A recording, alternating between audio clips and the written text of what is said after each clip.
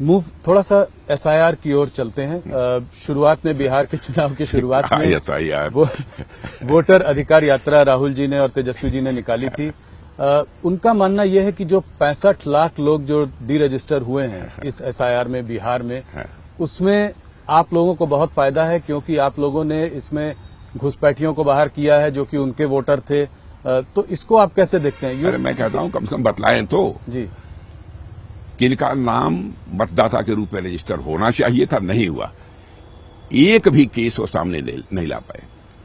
बार बार election commission भी अपनी तरफ से कह रहा है कि यदि आपको जो शिकायत हो वह शिकायत हमारे पास लाइए, हम उसकी जांच करने को तैयार हैं।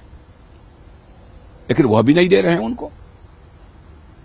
केवल देश की जनता को गुमराह करने के लिए कभी खड़े हो जाते हैं बहुत बड़े ब्लैक बोर्ड के सामने और जो है प्रेजेंटेशन देकर लोगों को गुमराह करने की कोशिश करते हैं। भाई तथ्य लेकर जाइए ना इलेक्शन कमीशन के सामने, इलेक्शन कमीशन उसकी जांच करेगा।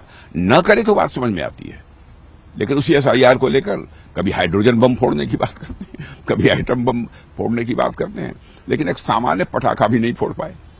कह रहे हैं कि हरियाणा और महाराष्ट्र का चुनाव आपने चोरी कर लिया और कहना ये चाह रहे हैं कि बिहार का भी आप चुनाव चोरी करने जा रहे हैं, क्योंकि तो ये क्या इसको कहीं ना कहीं क्या ये चिपकाने की कोशिश है कि ये डेमोक्रेटिक प्रोसेस को आप लोग उसका उल्लंघन कर रहे हैं, उसको बाईपास कर रहे हैं? देखिए, सच्चाई तो यह है कि बिहार के बारे में भी उन्होंने यही कहा था और उसी के लिए उन्होंने पद यात्रा भी निकाली थी जी कि वहां पर चुनाव आयोग जो कार्रवाई कर रहा था, एसआईआर का जो प्रोसेस चल रहा था, उसी पर उन्होंने क्वेश्चन मार्क लगाया था।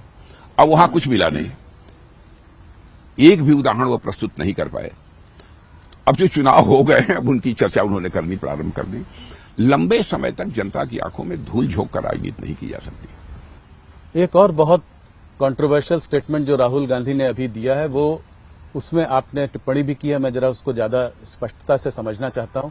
उन्होंने कहा है कि आर्म्ड फोर्सेज में भी सिर्फ 10% लोग आर्म्ड फोर्सेज को चला रहे हैं। क्यों बोला ऐसा? क्या नियत है? क्या इसके पीछे क्या कहना चाह रहे हैं राहुल गांधी, और आपका क्या जवाब है? देखिए, मैं कहना चाहूंगा कि जो कुछ भी वो बोलते हैं इस देश में अनार्की पैदा करने की वो कोशिश करते हैं।